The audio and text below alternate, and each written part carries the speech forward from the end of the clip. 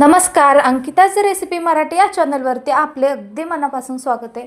तर आज इथे आपण बनवणार आहे झणझणीत कोबीची भाजी. कोबीची भाजी कशी बनवायची ते पाहूयात. कोणाला कोबी आवडत नाही त्यांनाही आवडेल अशी कोबीची भाजी कशी बनवायची ते पाहूयात. संपूर्ण रेसिपी पहा, एकही स्टेप न मिस करता. चला तर सुरुवात करूया. आणि त्याआधी चॅनलवर नवीन असाल तर लाईक, शेअर, सबस्क्राईब करा आणि बेल आयकॉनला क्लिक करा, जेणेकरून नवनवीन रेसिपीज तुमच्यापर्यंत पोहोचतील. तर इथे पाहू शकता आपण कोबी घेतलेला आहे. इथे याला आपण कॅबेज पण म्हणतो, इंग्लिशमध्ये कॅबेज बोलतो आपण याला. तर इथे आपण कोबीचा गड्डा घेतलेला आहे, इथे पाहू शकता. तर त्याचे आपण वरून अशी खूप जाडसर अशी पानं असतात ती काढून घ्यायची आहेत. तर आतील आपण कोबी अशा पद्धतीने इथे साफ करून घ्यायचं आहे. या कोबीला आपण गरम पाण्यात मीठ घालायचे आणि त्यानंतरच ही कोबी आपण घ्यायची आहे. यामध्ये किडे असतील तर ते जातील, हे एक ट्रिक वापरा. तर तुमची कोबीमध्ये किडे वगैरे काहीच नसणार. तर फ्लावर बनवताना पण हीच ट्रिक तुम्हाला वापरायची आहे.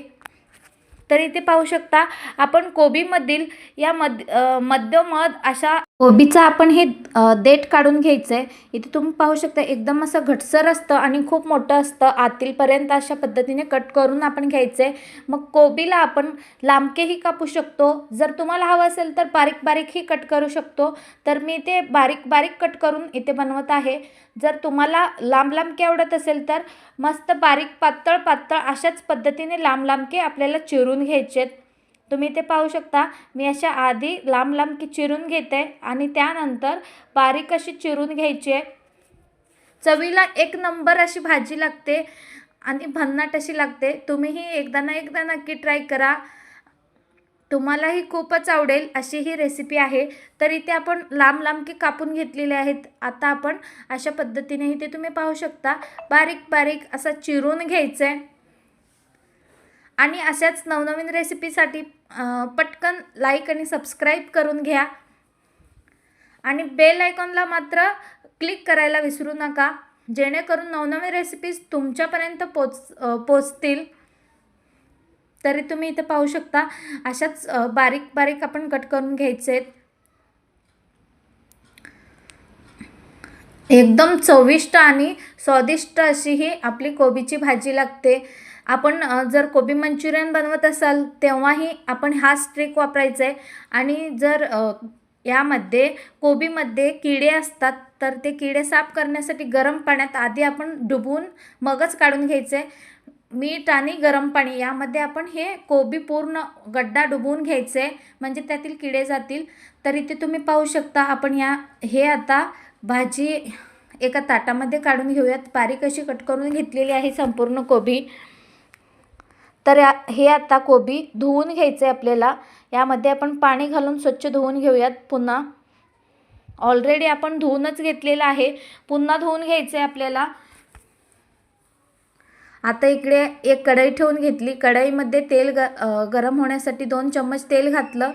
तेल छान कडकडीत गरम झालं की त्यामध्ये आपण जिरे घालून द्यायचे.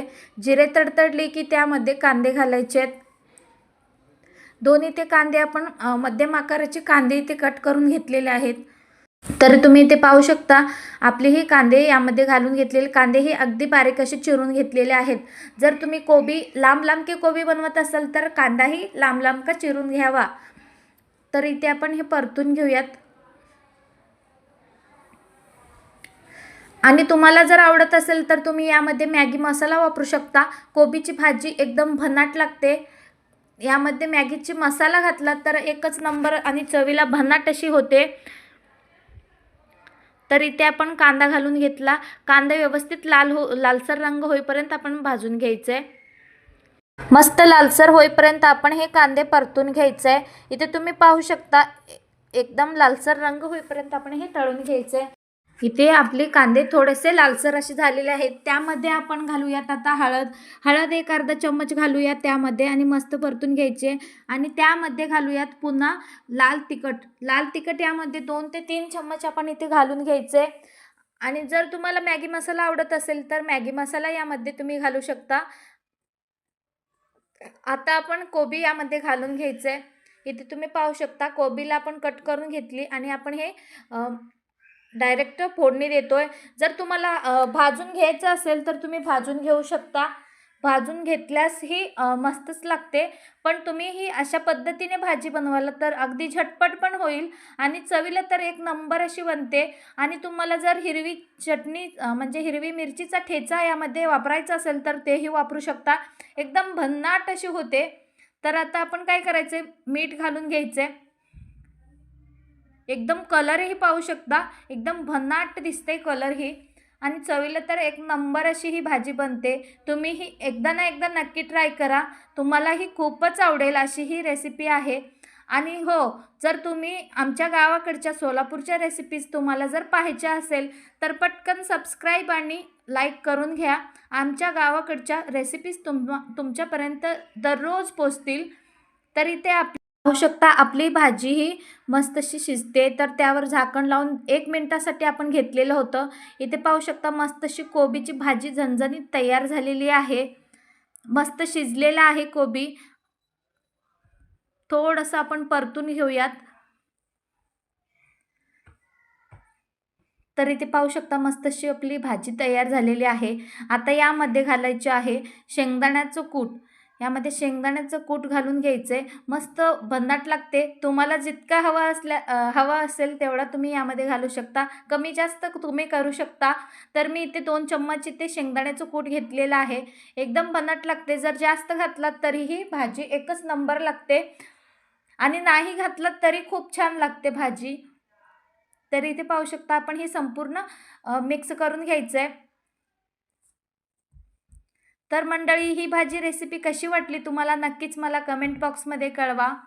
आणि ही रेसिपी तुम्ही कोणत्या जिल्ह्यातून राज्यातून पाहताय नक्कीच तेही कमेंट बॉक्समध्ये लिहून पाठवा. तर इथे पाहू शकता झणझणीत अशी गरमागरम आपली ही कोबीची भाजी तयार आहे. आता आपण एका प्लेटमध्ये सर्व करून घेऊयात. इथे पाहू शकता एकदम भन्नाट अशी आपली भाजी तयार झालेली आहे. तर तुम्ही ही मंडळी एकदा ना एकदा नक्की ट्राय करा. तुम्हालाही खूप आवडेल. आणि अशाच नवनवीन रेसिपीज पाहण्यासाठी अंकिता रेसिपी मराठी या चॅनलला नक्कीच लाईक, शेअर, सबस्क्राईब करा आणि बेल आयकॉनला क्लिक करा. तर इथे पाहू शकता आपली ही कोबीची भाजी मस्त अशी तयार झाली. तर मंडळी ही कोबीची भाजी रेसिपी तुम्हाला कशी वाटली मला नक्कीच कमेंट बॉक्समध्ये कळवा. आणि अशाच सोलापूरच्या गावाकडच्या रेसिपी तुम्हाला जर पाहायची असेल तर पटकन सबस्क्राईब करून बेल आयकॉनला क्लिक करून ठेवा आणि रोजच्या रोज नवनवीन रेसिपीज मिळवा. आणि तुम्हीही एकदा ना एकदा हा भाजी रेसिपी नक्की ट्राय करा. तुम्हालाही खूप आवडेल. तर भेटूयात पुन्हा एक नवीन रेसिपीसोबत. तोपर्यंत बाय बाय.